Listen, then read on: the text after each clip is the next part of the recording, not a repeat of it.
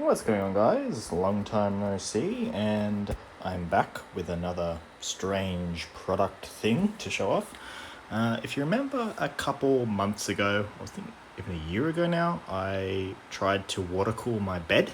I built like a Peltier based aquarium chiller, and I got like the pad and everything for it. Well, it turns out it didn't really work that well, and I couldn't really find a pump that would be suitable enough for that much water to sort of pump through it. It just didn't work too well. So I started researching, and I came across a few different brands actually, of mattress toppers, like commercial ones or ones that you can just buy from the store. But the problem with those is they sort of range from about 800 to about 2,500, just depending on what setup you get.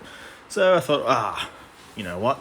I think there should be something on AliExpress. And it turns out there isn't anything on AliExpress apart from ones that only heat, they don't cool. So then I jumped on Alibaba, and I actually found the thing I'm using now, but they wanted too much for shipping and stuff, obviously, because Alibaba's more for wholesale bulk orders, and they would sell a single unit, but it ended up being quite expensive, and sort of gave up. And I was just browsing eBay and throwing in random search terms, and I actually came across the same unit that I was looking at on Alibaba, and yeah, I could actually buy it from in Australia. And there's a whole big story with that drama with the post office and things. It took like a month to arrive. Anyway, so here's the units I have.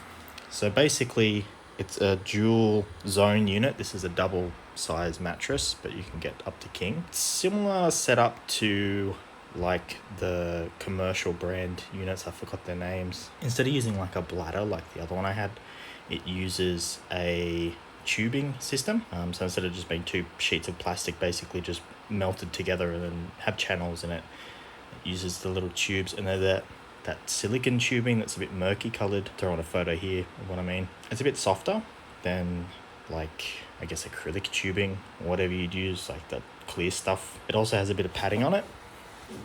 And like I said, this is a dual zone unit, so you can have one side hot and one side cold. Here are the units. Now what's pretty interesting is a bit different method than what I used. Rather than using the Peltier in reverse, I believe these use just a PTC or just a resistive element to heat the water, because they'll be in cool mode or heat mode. So I've got one set to heat, one set to cold. As you can tell, this one's really quiet. This one's still cooling down because I set it to 8 degrees. The temperature range is between 8 and 47, I think, which is pretty cool, or pretty warm, depending on what you want. Another cool thing with these is they have little RF remotes, so you can sort of hide the units at the end of the bed somewhere and they're out of the way. I'll show you in a sec on the thermal camera what it looks like. I'm just waiting for this one to cool down a bit more. Another cool feature of these is, just turn it off, wait for it to turn off, is they use quick disconnects for the hoses, which is really handy. They dribble a little bit, but that's all right. You don't spray water everywhere anyway. Let's see if I can do this one-handed. I can't do it one-handed. So you have your set temperature here. It uses touch controls, which are a bit annoying. And the remote has some weird quirks too. So the remote control looks like it has an IR thing on it here. I think that's just to pair it, because when you originally set it up, they're not paired to the units. You have to point at it, press the buttons, and then you can use it. The remote has a pretty bright light in it. This was the previous setting. Rather than being a constant connection with the unit, you just set the temperature. Like it's set to 48, this is set 47. Nice little sound. Change to 47. Sleep mode just sets the temperature, I think, to like 32 or something. And so that way the fan sound isn't too loud. And with these controls here, again, you can change the temperature, but if you don't press enter, it doesn't change it. So that way if you accidentally press it or something, it won't change the temperature on you. So yeah, here's the one that's cooling.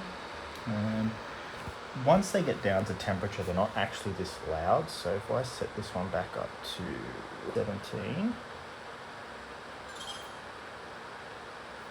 Say 17. No, it didn't. I was too slow. That's the annoying thing, is the controls you have to be too slow at one set.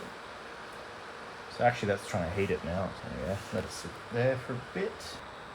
Yeah, so now it's gotten down to the temperature it wants to be at, and it's slowed right down. And like I said, when they're heating it seems like they're using like an actual heating element rather than the Peltier in reverse. Just because going off the spec sheet, it's 200 watts to heat and 180 watts to cool, which if it was just the Peltier in reverse, it would be pretty much the same. And as you can see, I've sort of pinched the tubing inside with some cheap eBay calipers, and with the padding and stuff, it's about 6mm. If you've got like a mattress topper already that's like already fairly soft, you can't really feel it too much. I should have really got 2 single sides, then you could separate them, because the double isn't, obviously you can't separate it. So if you're going to buy one of these, I'd probably recommend just spending, I think the difference in price is like $20 or something between 2 singles and a double, or whatever, or 2 singles and a king. Doesn't matter. They're wide enough for one person, unless you're really big, but I think for most people you probably will be alright. But yeah, go with a 2 singles, that way you can separate it if you want to, if whoever you're in the bed with doesn't want the other side on there. I really like the umbilical cords, and even though they are padded, some heat still comes through them, so just keep that in mind, or you get some loss in them anyway. I guess all that's left now is to have a look under the thermal camera. Alrighty, so this is the thermal camera, and hopefully you can sort of work out what I'm pointing at here. This is the left unit that was heating. It's set to cooling. It was set to like 17 degrees. Sorry about the clicking. It's the thermal camera calibrating. It needs to like recalibrate or something every couple of seconds. And like I mentioned before, it looks like this uses a heating element for heating rather than the Peltiers in reverse, because you can see there's only a hot spot right here, exhaust here, and the exhaust is on the other side. These units actually use like a top-down cooling or fan.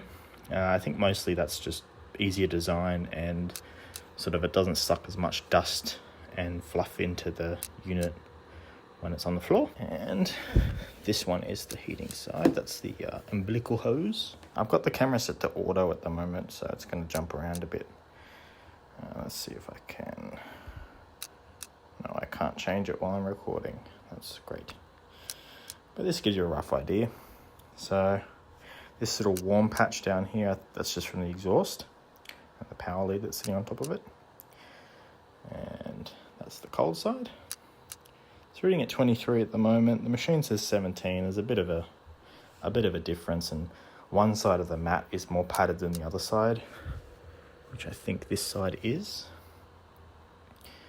And here's the heating side.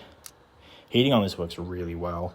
I've got it set to, it's at 44 degrees at the moment. It's about 31, so it's still heating, so it'll get there eventually.